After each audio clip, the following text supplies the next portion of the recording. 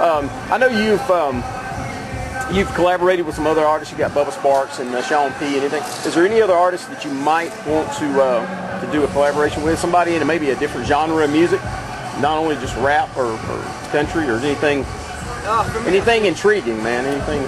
For me, like I would love to be able to just work with some of the people that I grew up really looking up to, and some of the people that inspired me as an artist when I was young. So like, I mean, my dream would obviously be to do a song with Tupac. I don't think it's gonna happen, but Bone Thugs and Harmony, DMX, just people that I grew up just admiring and being inspired by. But I'd say outside of hip hop, Phil Collins, man. If I could do one feature before I die, it'd be Phil Collins. Oh yeah. Maybe remake In the Air tonight or something. There you go. That's a good one. That's a good one. So that's now you work, like I said, with Bubba Sparks, something like that, with country rap. Yeah. Do you have any other things going on with that? There's a couple different things, man, with different artists. You know, the Lax are really good friends of mine, just awesome guys. We've talked about putting some more songs together. We had a song on their album, 190 Proof, Just Another Thing. I mean, that was just such a cool song. It was such a cool opportunity to work with them. So we were looking at maybe putting some things together. Bubba and I, man, I mean, that's my homie. So, I mean, we've definitely talked about doing some more tracks. There you go. Colt Ford and I, we kind of tossed the idea around. So, I mean, I'm always game and just open for whatever, man. I'm inspired by people that are inspired by music and just, just really want to pour everything they have into it. So, I mean, whether it's hip hop or country or pop or whatever, just linking up with good artists and being able to just put our minds and hearts together and make an incredible beat or an incredible track. Yeah. I think that's probably my goal. So, yeah, I definitely work with even the Moonshine Bandits or anybody. One guy, I'll tell you though, a guy off our label, Average Joe's, JJ Lawhorn.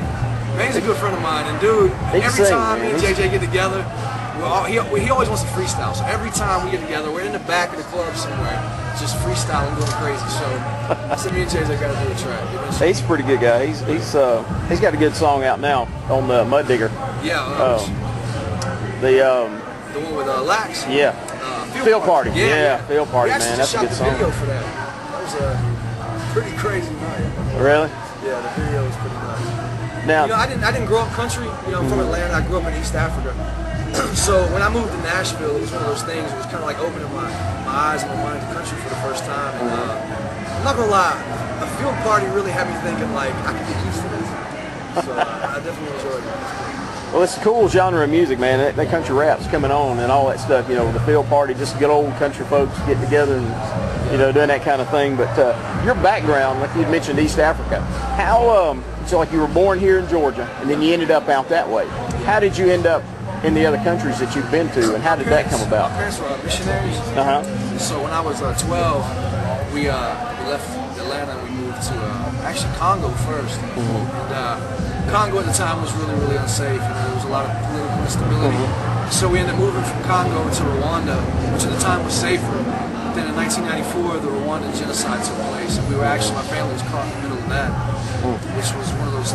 I think there's certain moments in your life that's just life-defining moments, stuff that is just going to make you who you are. And I'd say for me, the genocide was definitely one of them. So I spent most of my adolescence up into my late teens in Africa, in Kenya, and Rwanda, and Congo. So for me, honestly, man, Africa is a big piece of it.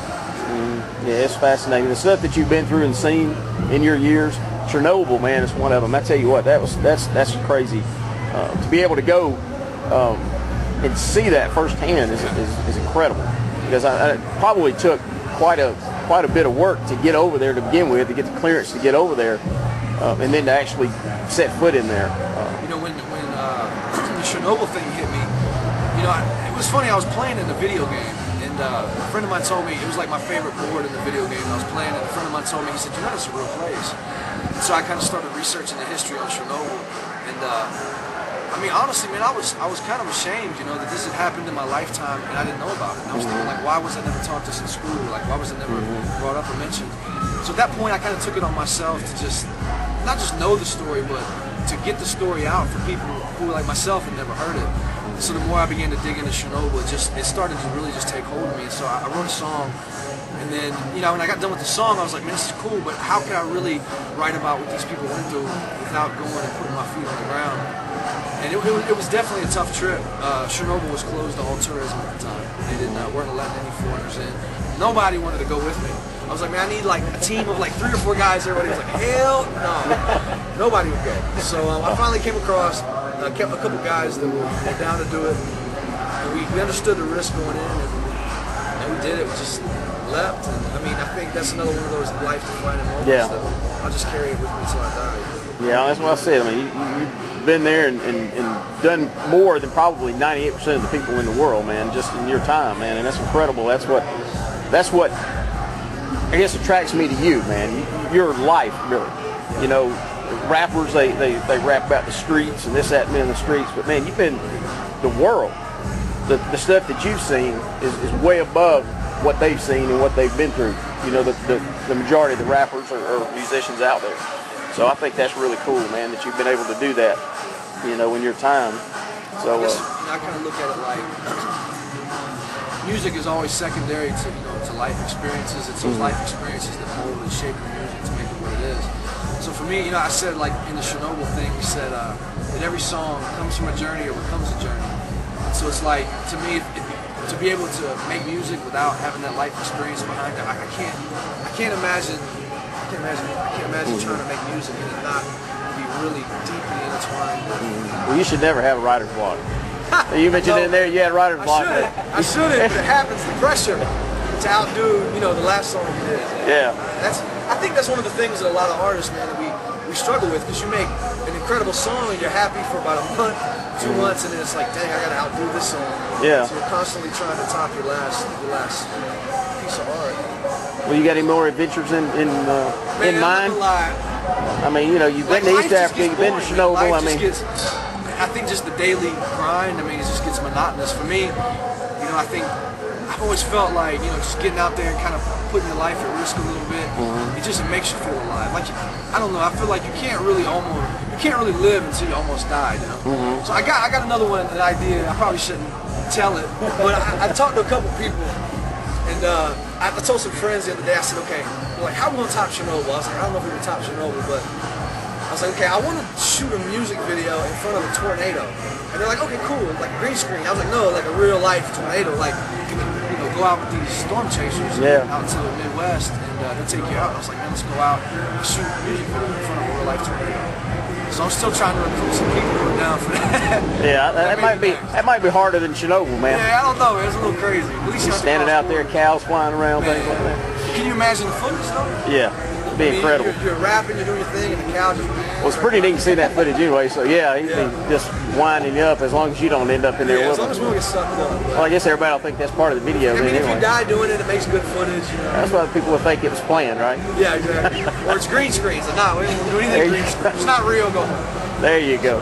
There you go. But yeah, absolutely. I don't know. We were talking about shooting a music video in Israel, shooting a music video in Africa. For me, it's like I don't want to just go down the block, where they got some graffiti on the wall, and shoot music videos. It's like, let's go to a place that's just going to really, expand our horizons. It's really just going to push us. You know what I'm saying?